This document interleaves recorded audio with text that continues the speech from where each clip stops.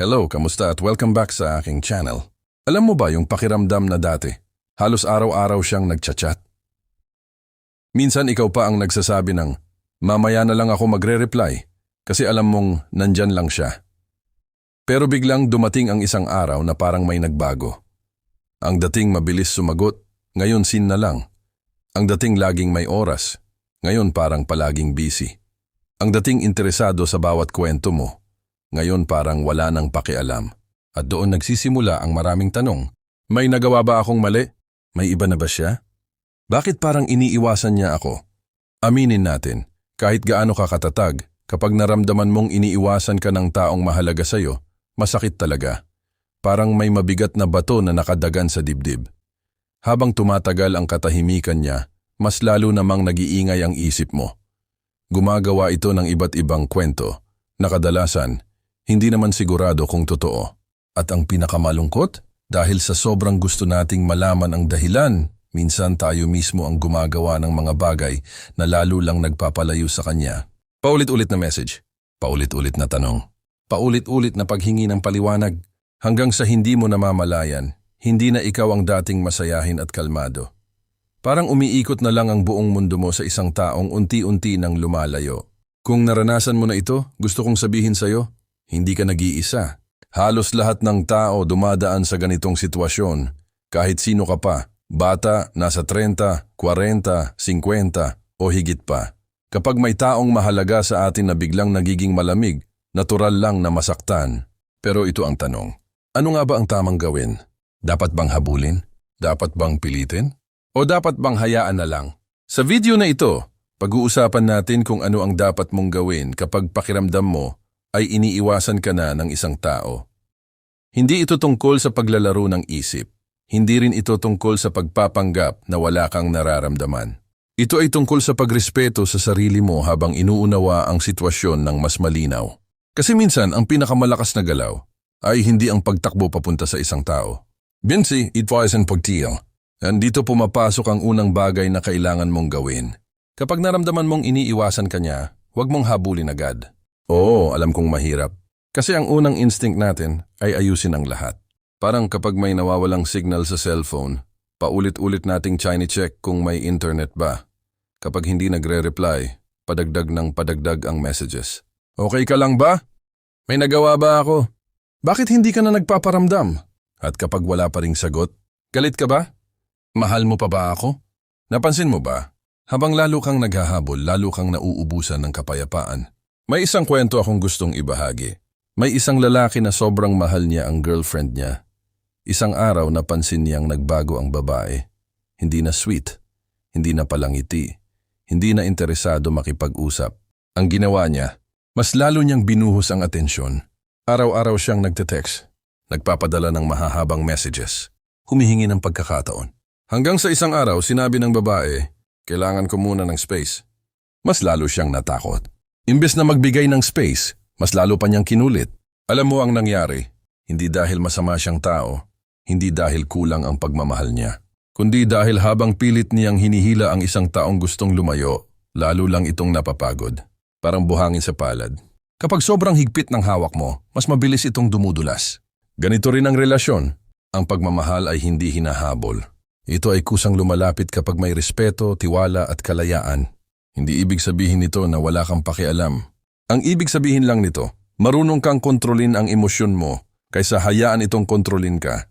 Kapag gusto niyang mapag-isa, hayaan mo muna. Kapag tahimik siya, huwag mong punuin agad ng ingay. Minsan kasi, ang katahimikan ay hindi pagtanggi. Minsan ito ay panahon lang para huminga. At kahit pa ang dahilan niya ay hindi maganda, wala ring magandang maidudulot ang sobrang paghabol. Ang taong gustong bumalik, babalik ng kusa. Ang taong ayaw na, hindi mo rin mapipilit kahit ilang beses ka pang magmakaawa. At doon papasok ang isang simpleng katotohanan. Hindi lahat ng laban ay kailangang habulin.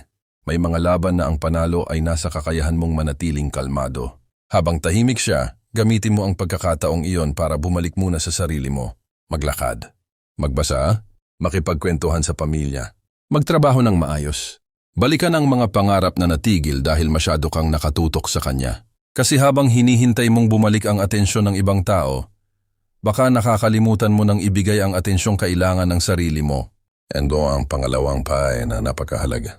Huwag mong gawing sukatan ng halaga mo ang pagtrato niya sa iyo. Ito ang pagkakamali ng maraming tao. Kapag malamig siya, pakiramdam nila, hindi na sila sapat. Kapag hindi sila nire-replyan, iniisip nilang hindi na sila kaibig-ibig. Kapag iniwasan sila, pakiramdam nila may mali na agad sa pagkatao nila. Pero isipin mo ito, kung umuulan ba, ibig bang sabihin masama ang araw? Hindi. May panahon lang talaga ng ulan. Ganon din ang tao. May mga pagkakataong ang kilos ng ibang tao ay mas may kinalaman sa pinagdadaanan nila kaysa sa halaga mo bilang isang tao. Baka pagod siya, baka nalilito, baka may sariling problema. At oo, posible ring hindi na pareho ang nararamdaman niya. Pero kahit alin pa diyan ang dahilan, hindi ibig sabihin na nabawasan ang halaga mo. Ang tunay na value ng isang tao ay hindi nakabase sa dami ng nagmamahal sa kanya. Nakabase ito sa kung paano niya minamahal at nire-respeto ang sarili niya. Kaya sa halip na araw-araw mong tanungin ang sarili mo ng, bakit niya ako iniiwasan? Subukan mong itanong ito. Ano ang pwede kong gawin para maging mas mabuting bersyon ng sarili ko kahit wala muna siya? Napakalaking pagbabago ng tanong na iyon. Dahil mula sa pagiging biktima ng sitwasyon, nagiging taong may direksyon ka ulit. At iyon ang unang hakbang para mabawi mo ang kapayapaan ng isip na matagal mo nang hinahanap. Habang unti-unti mong binabalik ang atensyon sa sarili mo, may isang bagay na madalas nating hindi napapansin. Kapag nasasaktan tayo, parang gusto nating makahanap agad ng kasagutan. Gusto nating malinawan sa lalong madaling panahon. Kaya ang nangyayari, bawat kilos ng taong umiiwas sa atin, binibigyan natin ng kahulugan. Kapag online siya pero hindi ka nire-replyan, iniisip mong may iba na. Kapag nag-post siya ng picture na masaya siya kasama ang iba, iniisip mong ikaw lang ang ayaw niyang kausap. Kapag nakita mong active siya pero hindi ka man lang kinamusta, pakiramdam mo sinasadya ka na niyang saktan. Pero alam mo ba ang isang bagay na natutunan ko sa pagdaan ng panahon? Hindi lahat ng iniisip natin ay totoo. Ang isip kasi natin, kapag nasasaktan, parang direktor ng pelikula. Kaya nitong gumawa ng napakaraming eksena kahit wala namang sapat na ebidensya. Isang simpleng scene lang, nagiging buong kwento na sa isip natin. Baka may iba na. Baka sawa na siya. Baka hindi na talaga ako mahal. Ang problema habang gumagawa tayo ng sarili nating kwento, lalo lang tayong nasasaktan sa mga bagay na hindi pa naman sigurado. Parang may isang lalaki na naghintay sa kaibigan niya sa isang coffee shop. 2:00 ang usapan. 3:00 na. Wala pa rin. Buong oras, galit na galit siya. Sinasadya niya to. Wala talaga siyang respeto. Pagdating ng kaibigan niya, nalaman niyang naaksidente pala ang sasakyan sa daan at halos 2 oras siyang naipit sa traffic. Biglang nagbago ang lahat. Yung galit na palitan ng hiya, yung sama ng loob na palitan ng pag-unawa. Ano ang aral? Minsan, ang iniisip nating katotohanan ay kwento lang pala ng sarili nating takot. Kaya kapag may taong umiiwas sa'yo, huwag mong agad punan ang mga patlang. Hayaan mong ang katotohanan ang magsalita sa tamang panahon. Mas mabuting maghintay ng totoong sagot kaysa gumawa ng maling kwento. At habang naghihintay ka, huwag mong kalimutang alagaan ang sarili mong emosyon. Hindi masamang umiyak, hindi masamang masaktan, hindi rin masamang aminin na namimiss mo siya. Ang hindi lang maganda, kapag hinayaan mong ang emosyon ang magdikta ng bawat kilos mo. May kasabihan na nagsasabing, kapag maalon ang dagat, hindi muna umaalis ang mangingisda. Bakit? Kasi alam niyang delikado. Ganon din ang emosyon. Kapag sobra kang galit, sobra kang lungkot, o sobra kang sabik, hindi iyon ang tamang oras para gumawa ng malalaking desisyon. Huwag kang makipaghiwalay dahil lang sa bugso ng damdamin. Huwag kang magsabi ng masasakit na salitang pagsisisihan mo rin. Huwag kang mag-post sa social media para lang magparinig. At lalong huwag mong isipin na ang pagpapakita ng selos o pagiging desperate ay paraan para mapansin ka.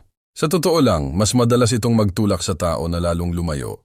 Mas maganda pa ring maging tahimik kaysa magsalita ng mga salitang hindi mo na mababawi. Alam mo kung ano ang kakaiba sa mga taong emotionally mature? Hindi sila yung walang nararamdaman. Sila yung marunong huminto bago kumilos. Marunong silang magtanong sa sarili nila. Emosyon ko ba ang nagsasalita o isip ko? Napakalaking kaibahan noon. Kapag emosyon ang nangunguna, gusto nating makabawi agad. Kapag isip ang nangunguna, gusto muna nating maintindihan ang sitwasyon. At doon nagsisimulang bumalik ang kontrol sa buhay mo. May isa pa akong gustong ipaalala sa iyo. Huwag mong kalimutang ipagpatuloy ang sarili mong buhay. Ito ang madalas mangyari kapag may taong iniiwasan tayo. Parang humihinto rin ang mundo natin. Ayaw nang lumabas. Ayaw nang makipagkita sa mga kaibigan. Ayaw nang gawin ang dating kinagigiliwan. Parang hinihintay na lang natin na bumalik siya bago tayo maging masaya ulit. Pero isipin mo ito, paano kung hindi siya bumalik? Ibig bang sabihin, habang buhay ka na ring malulungkot? Siyempre hindi. Napakahalaga ng isang tao sa buhay mo pero hindi siya ang buong buhay mo. May pamilya ka. May mga kaibigan kang nagmamahal sa'yo. May mga pangarap kang hindi dapat isantabi. May mga pagkakataong naghihintay lang na sunggaban mo. Kapag ipinagpatuloy mo ang buhay mo, hindi ibig sabihin na nakalimutan mo na siya. Ang ibig sabihin lang noon, pinili mong huwag hayaang masayang ang mga araw mo habang wala ka pang kasagutan. At alam mo kung ano ang nakakagulat? Minsan habang abala ka ng bumuo ulit ng sarili mong mundo, doon ka mas nagiging kaakit-akit. Hindi dahil nagpapapansin ka, kundi dahil lumalabas ang isang taong may kumpiyansa, may direksyon at may respeto sa sarili. Ang mga taong may ganitong klaseng katahimikan ay may kakaibang dating. Hindi sila humahabol, hindi sila nagmamakaawa, hindi sila nakikipag-agawan ng atensyon. Tahimik lang silang lumalakad papunta sa buhay na gusto nilang buuin. At iyon ang klase ng lakas na hindi kailangang isigaw para mapansin. Dahil sa huli, ang taong tunay na nagmamahal sa iyo ay hindi mo kailangang pilitin na manatili at ang taong piniling lumayo, minsan ang pinakamagandang magagawa mo ay respetuhin ang desisyon niya habang patuloy mong nirerespeto ang sarili mo. May isang katotohanan na mahirap tanggapin, pero kapag natanggap mo ito, mas magiging magaan ang buhay mo. Hindi lahat ng taong gusto mong manatili ay para talagang manatili. Masakit pakinggan pero totoo. Isipin mo ang isang ibon. Kapag talagang gusto nitong lumipad, kahit gaano kaganda ang hawla, hahanap pa rin ito ng paraan para makaalis. Pero kapag ang ibon mismo ang gustong bumalik, kahit buksan mo ang lahat ng pinto, kusa itong dadapo sa balikat mo. Ganito rin ang tao. Hindi mo kayang kontrolin ang puso ng iba. Hindi mo kayang pilitin ang isang tao na mahalin ka kung wala na talaga siyang nararamdaman. At hindi mo rin kayang pigilan ang isang taong desidido ng lumayo. Pero alam mo kung ano ang kaya mong kontrolin. Kung paano ka tutugon. Kung paano mo iingatan ang sarili mong dignidad. Kung paano mo pipiliing magmahal ng hindi nawawala ang respeto sa sarili. Maraming tao ang nagkakamali rito. Kapag naramdaman nilang nawawala na ang isang tao, binabago nila ang buong pagkatao nila. Kung dati tahimik sila, bigla silang nagiging sobrang clingy. Kung dati may sariling buhay sila, bigla nilang kinakalimutan ang trabaho, pamilya at mga pangarap. Lahat ng oras nila, umiikot na lang sa iisang tao. At ang nakakalungkot, habang ginagawa nila iyon, unti-unti rin nilang nawawala ang sarili nila. Kaya gusto kong itanong sa'yo, kung sakaling bumalik siya bukas, gusto mo bang balikan niya ang dating ikaw na masayahin, may pangarap at may kumpiyansa? O gusto mo bang balikan niya ang isang taong ubos na ubos dahil sa kakahabol? Siyempre, mas gugustuhin mong makita niyang matatag ka pa rin. Hindi nagyayabang, hindi nagpapanggap, kundi isang taong marunong tumayo kahit nasaktan. Kasi iyon ang tunay na lakas, hindi ang hindi umiiyak, hindi ang hindi nasasaktan, kundi ang marunong bumangon pagkatapos umiyak.